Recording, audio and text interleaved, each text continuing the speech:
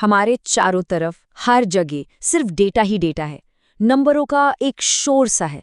पर क्या हो अगर मैं कहूं कि इस शोर के अंदर एक कहानी छिपी हुई है। आज हम उसी कहानी को पढ़ना सीखेंगे कि कैसे इस शोर में से मतलब निकाला जाए।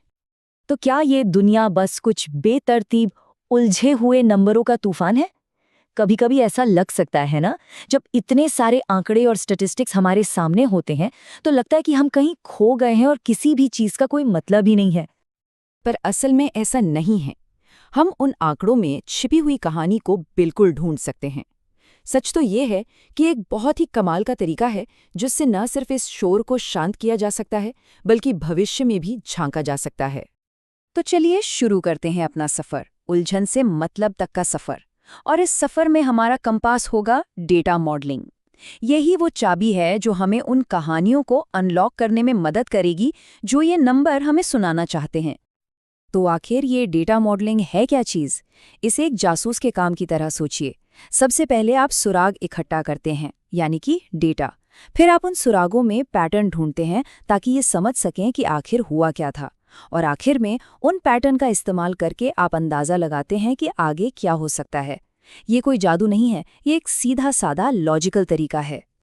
चलिए सबसे पहले और सबसे जरूरी कदम से शुरू करते हैं। हमारे पास जो डेटा है उसे समझना। इसे कहते हैं डेटा को समराइज करना। ये कुछ ऐसा है जैसे पूरी फिल्म देखने से पहले उसका ट्रेलर देख लेना। इसे समझने के लिए चलिए टेस्ट के नंबरों का एक उदाहरण लेते हैं।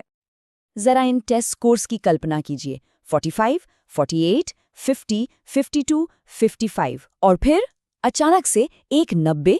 कुछ अजीब लगा? एक स्कोर, वो 90 वाला, बाकियों से एकदम अलग थलग है। डेटा की दुनिया में इसे आउटलायर या आउटलायर कहते हैं। अब अगर हम इन सभी नंबरों का औसत यानी मीन निकालें तो हमें मिलेगा 56.7। लेकिन ये नंबर थोड़ा धोखा दे सकता है। वो जो 90 वाला बड़ा स्कोर है ना, वो इस औसत को ऊपर की तरफ खींच रहा है। इससे हमें ज्यादातर लोगों के प्रदर्शन की एक गलत तस्वीर मिल रही है। पर यहीं पर हमारे हीरो की एंट्री होती है, मीडियन।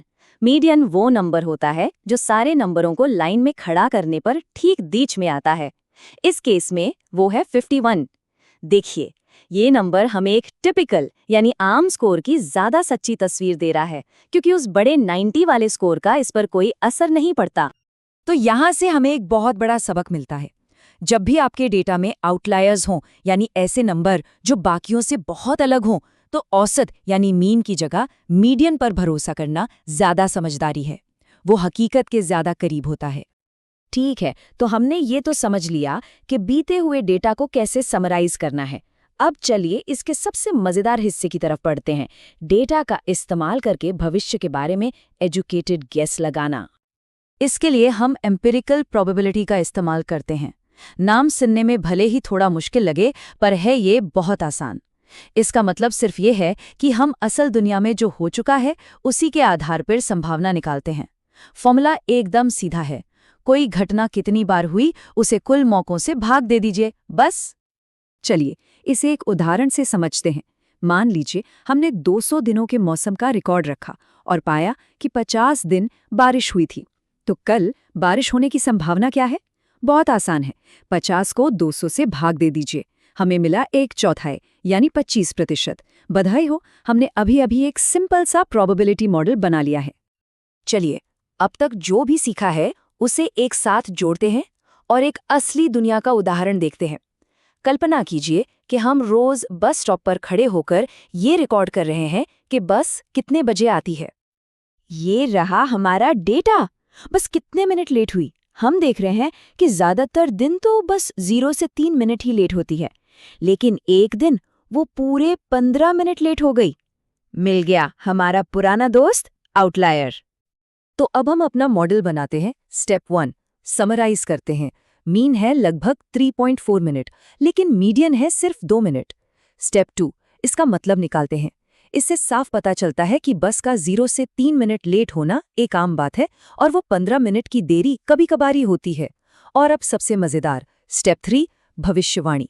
इस डेटा के आधार पर हम कह सकते हैं कि बस के 3 मिनट या उससे कम लेट होने की संभावना 7 में से 6 बार है। देखा, अब ये एक ऐसी जानकारी है जिससे हम अपने दिन को बेहतर प्लान कर सकते हैं।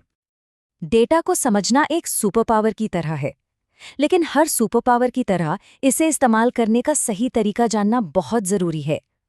तो अब हम 3 ऐसी आम गलतियों को देखेंगे जिनसे बचकर हम डेटा के बारे में एक असली प्रो की तरह सोच सकते हैं। पहली गलती है आंख बंद करके औसत पर भरोसा कर लेना। जैसा हमने टेस्ट स्कोर वाले उदाहरण में देखा था, सिर्फ एक आउटलायर पूरे औसत की कहानी को बिगाड़ सकता है। तो उपाय क्या है? बहुत सिंपल है। कोई भी नतीजा निकालने से पहले हमेशा अपने डेटा पर एक नज़र जरूर डालें कि कहीं कोई ऐसा अकेला नंबर तो नहीं बैठा जो सारी कहानी बदल रहा हो। दूसरी गलती, बहुत कम डेटा के आधार पर बड़े बड़े नतीजे निकाल लेना। कभी सोचा है कि चुनावी सर्वे में हजारों लोगों से क्यों पूछा जाता है? क्योंकि अगर वो सिर्फ 2-4 लोगों से पूछेंगे तो उनकी भविष्यवाणी पर कोई भरोसा नहीं करेगा। तो ये सुनहरा नियम याद रखिए, जितना ज्यादा डेटा उतना ही बेहतर और भरोसेमंद हमारा मॉडल बनेगा। और तीसरी और आखिरी गलती, ये मान लेना कि दुनिया कभी बदलती ही नहीं है। हमारा बस वाला मॉडल आज के हालात पर बना है, वही ट्रैफिक, वही सड़कें।